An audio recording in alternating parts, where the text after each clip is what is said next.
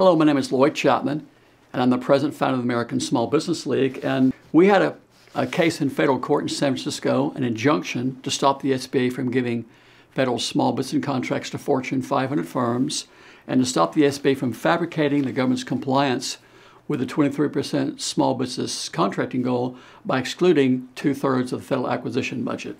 And unfortunately, the judge dismissed our case, and he canceled the hearing so he couldn't have oral argument, and then dismissed the case. And this is the judge's declaration of why he dismissed it. He said the upshot is that Congress enacted a statute requiring the Small Business Administration to provide information about the participation of small business in federal contracting. If the Small Business Administration is giving Congress bad information, then Congress will do something about it, either in an oversight or legislative capacity. Having requested the report, Congress, not the judiciary, is in the best position to decide whether it's gotten what it wants. I disagree with that. I don't think that Congress passed a Small Business Act to make sure that the SBA reports to Congress. I think that Congress passed a Small Business Act to ensure that a minimum of 23% of all contracts go to small businesses. So this is just a judge opinion about this. Let me just read directly from the Small Business Act. The government-wide goal for participation by small business concerns shall be established at not less than 23% of the total value of all prime contract awards of each fiscal year. Each agency shall have an annual goal that presents for that agency the maximum practical opportunity for small business concerns. And then when the Small Business Act defines a small business, it says the definition of a small business is an independently owned and operated company that is limited in size and revenue depending on the industry.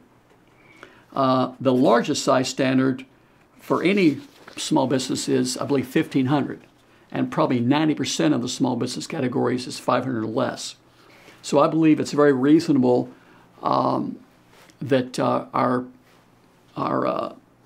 lawsuit should have been allowed to proceed. Here's what I think the judge should have said. Here's what his ruling should have said. The SBA's policy of diverting federal small business contracts to Fortune 500 firms is inconsistent with both the letter of the law and the congressional intent of passing the Small Business Act.